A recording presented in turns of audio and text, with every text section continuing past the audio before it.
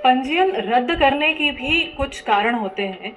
आइए हम उनके बारे में जानते हैं। अगर संपत्ति धारक किसी आपराधिक मामले में दंडित हुआ हो तो उसका पंजीयन निरस्त किया जा सकता है। साथ ही जब हम लोग रजिस्ट्रेशन हो जाता है तो आपके साथ, या जब आप अप्लाई करते हो तो आप पॉलिसी डॉक्यूमेंट पढ़ेंगे, जो दिशा निर्देश जारी किए गए हैं मध्य प्रदेश टूरिज्म बोर्ड द्वारा उसे पढ़ेंगे। तो उसमें संपत्ति धारक के कुछ दायित्व दिए गए हैं, कुछ नियम दिए गए हैं। अगर उन नियमों का उल्लंघन संपत्ति धारक द्वारा होता है तो उस इकाई का पंजीयन निरस्त किया जाता है।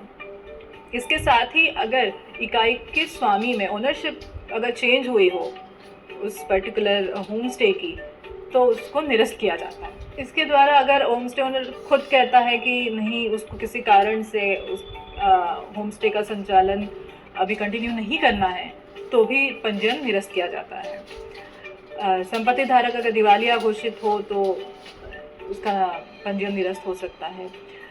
और अगर इकाई के जो पड़ोसी है उनको या आसपास के जो लोग हैं उनकी निजता पर अगर उसका होम स्टे संचालन का कुछ प्रभाव पड़ रहा हो, विपरीत प्रभाव पड़ रहा हो, और उनके द्वारा हमें टूरिज्म बोर्ड के पास अगर आवेदन आता है तो इकाई का पंजीयन निरस्त किया जाता है।